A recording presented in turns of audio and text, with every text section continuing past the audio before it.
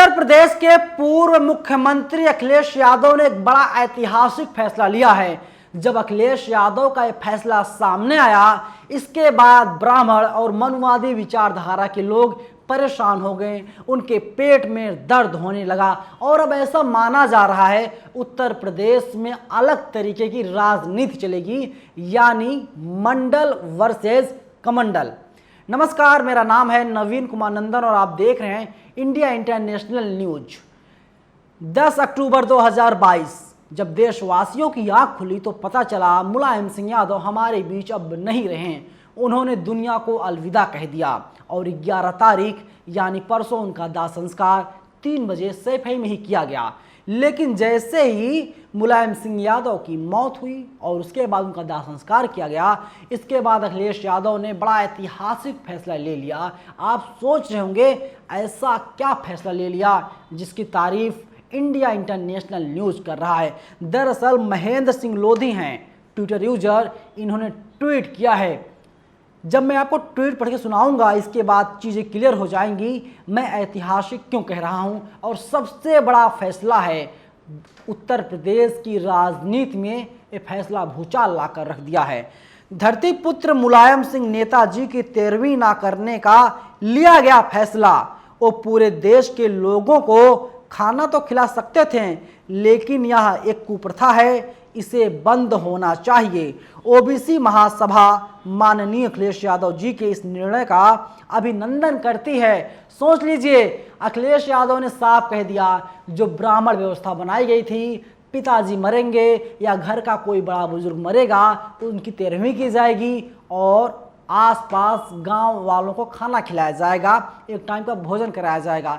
लेकिन अखिलेश यादव ने कहा मेरे पिताजी तो अब हमारे बीच नहीं रहे, उत्तर प्रदेश के मुख्यमंत्री भी रह चुके हैं, मैं भी उत्तर प्रदेश का मुख्यमंत्री रह चुका हूं। अखिलेश यादव ने ऐसा कहा और इसके बाद उन्होंने कहा मैं 13वीं नहीं करूंगा। सोचिए, 13वीं जो प्रक्रिया है, जो प्रथा है, कौन लेकर के आया था? ब्राह्मण समाज के लोग ही लेकर के आए थे अपने फायदे के लिए। जो गरीब है उनको और गरीब करने के लिए। देखिए, जो हमारे और आपके बीच से चला गया वो कभी दोबारा वापस नहीं आएगा, ये सत्य है। और जो पैदा हुआ है उसका मरना निश्चित है, चाहे आप हों या चाहे मैं हूं। लेकिन जो मनुवादी लोग और जो बहुजन लोग हमें देख रहे हैं, मनुवादियों के पेट में दर्द होना शुरू हो गया होगा, क्योंकि जो मैं खबर बता रहा हूं और जो बहुजन समाज के लोग हैं वे लोग अब खुश हो रहे होंगे। खुश इसीलिए हो रहे होंगे क्योंकि बहुजन का एक नेता अखिलेश यादव ने इतना बड़ा जब फैसला ले लिया, वो फैसला ऐतिहासिक ही है। बाबा साहब हरदम यही कहा करते थे, मैं ब्रह्मा विष्णु महेश को नहीं मानूंगा, किसी भी काम को करने से पहले मैं उसके बारे में जानूंगा, रिसर्च करूंगा, तभी मैं उस चीज़ को मानूंगा। लेकिन जो ब्राह्मणवाद है ये कहता है आप यहाँ पर जानिए मत, आप सिर्फ मानिए। किसी ब्राह्मण से जब आप पूछेंगे या किसी मंदिर के पुजारी से पूछेंगे बताइए इस मंदिर का निर्माण कैसे हुआ, वो ब्राह्मण और पंडित आपको अलग अलग तरीके से भटकाने की कोशिश करेगा, आपको बरगलाएगा। लेकिन जब आप तर्क वितर्क करते जाएंगे, एक समय ऐसा आएगा वो पूरी तरीके से फंस जाएगा, आपके सवालों का सही से वो जवाब नहीं दे पाएगा। क्योंकि ये कहावत बहुत फेमस है, भगवान ने हमको बनाया या हमने भगवान बनाया, तो पता चलता है भगवान को हमने ही बनाया है, भगवान का रूप हमने ही तय किया है अलग अलग तरीक़ों से। तो कैसे हम मान लें भगवान ने हमको बनाया है? और ब्राह्मणवाद जो व्यवस्था है, जो ब्राह्मण समाज के लोग हैं, यही लोग कहते हैं आप लोग पूजा पाठ करते रहिए, आप लोग अलग अलग तरीक़ों से देवी देवताओं की पूजा करते रहिए। लेकिन अखिलेश यादव ने कहा मैं हिंदू हूँ, मैं ओबीसी समुदाय से आता हूँ, लेकिन मैं पूजा नहीं करता। जो ब्राह्मण के द्वारा बनाई गई व्यवस्था है, कुप्रथा है, मैं उसको ख़त्म करना चाहता हूँ। और इसी की वजह से मेरे पिताजी यानी मुलायम सिंह यादव दुनिया में नहीं हैं, उन्होंने दुनिया को अलविदा कह दिया, लेकिन मैं 13वीं नहीं करूँगा। सोच लीजिए, अखिलेश यादव अपने पिताजी को जाते हैं, मुखाग्नि देते हैं, इसके बाद उनके पिता की लाश पूरी तरीके से जल करके राख बन जाती है। लेकिन अखिलेश यादव का जो फैसला है ना, ये बड़ा ऐतिहासिक है और ऐसे फैसले लेने चाहिए। अभी अखिलेश यादव ने शुरुआत की है, अब इसके बाद जो बहुजन समाज के लोग हैं, जो लोग समाजवादी विचारधारा के लोग हैं, वे लोग इसका पालन करेंगे और जितना इसका प्रसार होता जाएगा, इसके बाद मनुवादी ब्राह्मण समाज के लोग परेशान हो जाएंगे।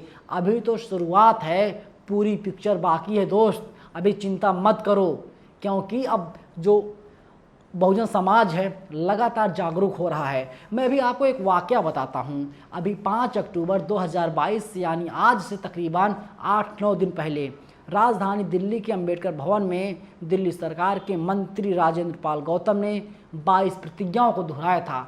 वही 22 प्रतिज्ञाएं हैं जिसको बाबा साहब ने दोहराया था। इसके बाद आम आदमी पार्टी ने राजेंद्र पाल गौतम को पार्टी से बाहर का रास्ता दिखा दिया और अब तमाम वीडियोज़ आ रहे हैं जिसमें पता चल रहा है राजेंद्र पाल गौतम समाज के लिए रो रहे हैं।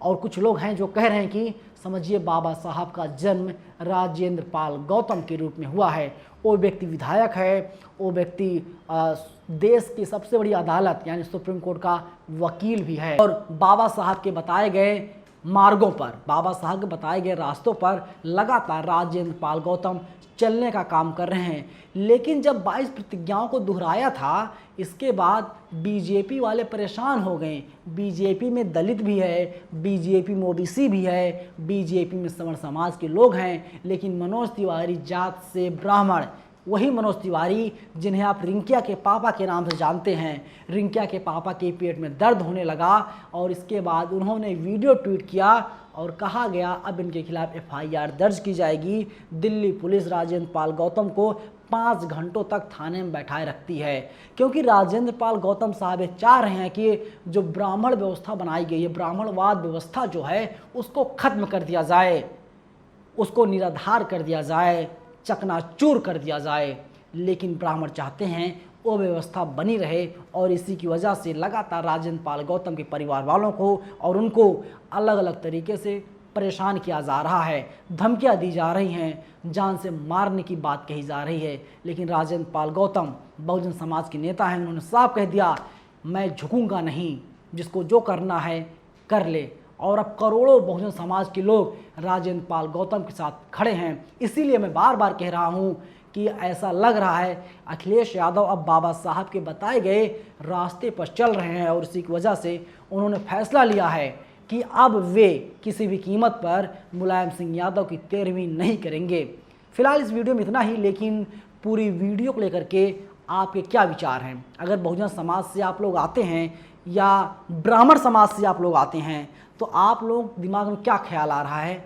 आप लोग अपने ख्याल के बारे में कमेंट बॉक्स में ज़रूर बताइएगा। धन्यवाद।